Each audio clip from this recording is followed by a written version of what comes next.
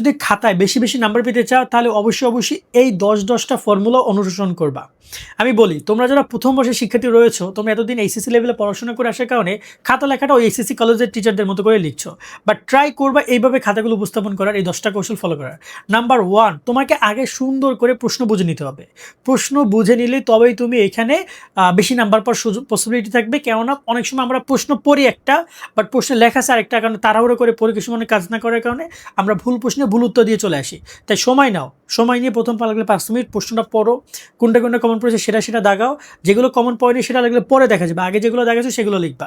Number 2, সহজ প্রশ্নের আগে উত্তর দেওয়া।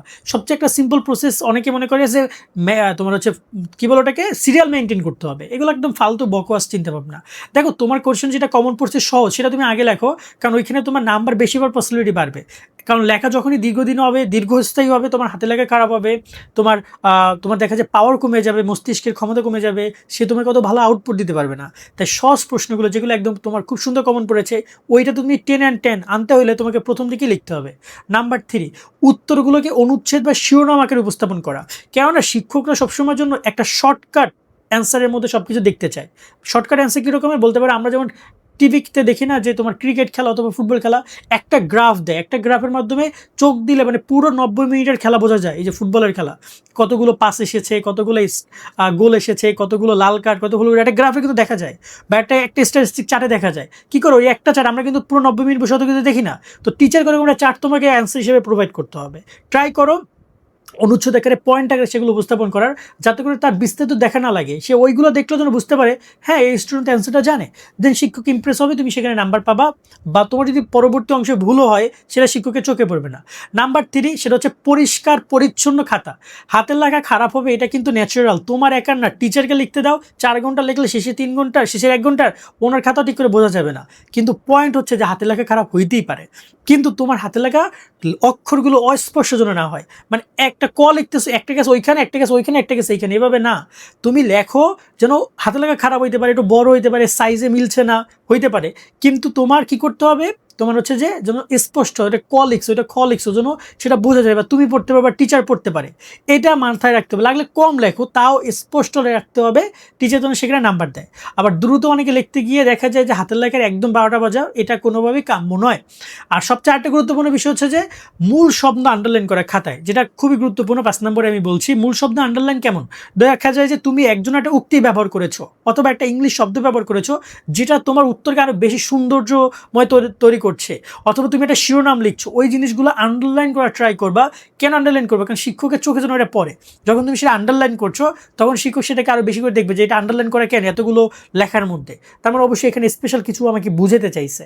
আন্ডারলাইন মানে তুমি সেই জিনিসটাকে একটু অতিরিক্ত অ্যাডভান্টেজ দিচ্ছ। এই বিষয়টার প্রতি খুবই খেয়াল রাখবা, যা লিখছো আন্ডারলাইন করা ট্রাই করবা। আরেকটা গুরুত্বপূর্ণ পয়েন্ট হচ্ছে যে তোমার এখানে চিত্র সারণী, ফ্লোচার্ট বা এই ধরনের যেগুলো রয়েছে তালিকা, এগুলো তোমরা ব্যবহার করা ট্রাই করবা।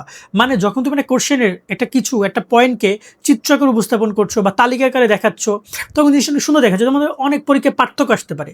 পার্থক্য আমরা কী করতে পারি, আমরা পার্থক্য নং 1, তারপর আমরা একটা পার্থক্য লিখলাম, নিচে একটা পার্থক্য লিখলাম। এভাবে না লিখে আমরা যদি দুই পাশে দুটো ছক করি, ছক করে পার্থক্য এখানে লিখলাম এইটা, এখানে লিখলাম এটা, নিচে আসতে একটা করে পার্থক্যগুলো লিখে দিলাম।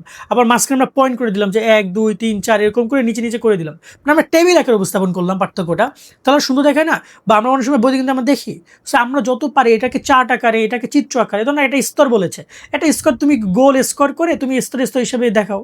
অথবা তোমাকে বলেছে যে একটা হচ্ছে যে ধরো নাও যে ফ্লো চার্টের কথা বলেছে, তুমি ফ্লো চার্টের মতো করে একটু সুন্দর করে করে নিচে নিচে করে দেখাও। এইগুলো যদি অ্যাপ্লাই করো, টিচার তোমাকে খাতায় বেশি নাম্বার দিতে বাধ্য। আর সবচেয়ে আরেকটা গুরুত্বপূর্ণ বিষয় হচ্ছে যে তোমার এইখানে সময় সঠিক ম্যানেজমেন্ট। একটা প্রশ্ন লেখার জন্য কিন্তু তুমি 30 মিনিট সময় পাবে 10 মার্কের জন্য, বা তুমি তোমার যতক্ষণ পরীক্ষা তাকে তুমি তোমার নাম্বার দিয়ে ভাগ দাও। যেমন ধরো যে তোমার 4 ঘন্টা পরীক্ষা, তাহলে 4 ঘন্টায় কত হয় তুমি হিসাব করো। 4 ঘন্টা যদি তোমার টোটাল 240 মিনিট, 240 মিনিটকে তুমি 80 দিয়ে ভাগ দাও। পার 80 মার্ক যেহেতু পরীক্ষা হয়, যদি কারো পরীক্ষা 70 মার্কে বা 60 মার্কে, তাহলে তুমি সেটা দিয়ে ভাগ দাও। দেখো তুমি কত মিনিট সময় পাচ্ছ, ওই সময়টা তুমি একদম অবশ্যই 1 মার্কের জন্য ওই সময় 10 মার্কের জন্য ওইটাকে 10 গুণ দাও, তাহলে তার মধ্যে তোমার সলভ করতে হবে। মূলত হচ্ছে 10 মার্কের কোয়েশ্চেনে 10 মার্কের 10 মিনিটের ওই টাইমের মধ্যে শেষ করতে পারলে ফুল অ্যান্সার করতে পারবে। টাইম ম্যানেজমেন্ট তোমাকে শিখতে হবে।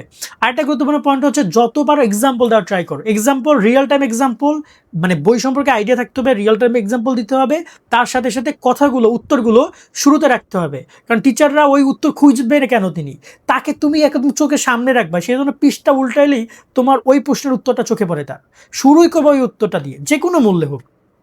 প্রথম লাইনে মেইন টপিকটা রাখা ট্রাই করবা, এতে করে শিক্ষক ইমপ্রেস হয়, শিক্ষক সেটাকে পছন্দ করে। যত পারো এভাবে শিক্ষককে ইমপ্রেস করতে পারলে নাম্বার পাবা। আর তেমন কোনো কিছু না। আরেকটা হচ্ছে তোমার এখানে অনুচ্ছেদ। ওকে, ওভারঅল সবগুলোই ক্লিয়ার করে দিলাম। আশা করি সুন্দর করে পরীক্ষা দিবা, ইনশাল্লাহ ভালো কিছু হবে। আজকের মতো ভিডিওটা এখানে শেষ করেছি। কার কাছে কেমন লেগেছে ভিডিওটি কমেন্টে জানাবা এবং বন্ধু বান্ধবদেরকে মেনশন করে দিও, যাতে করে ওরাও বিষয়গুলো দেখতে পারে। আল্লাহ হাফেজ।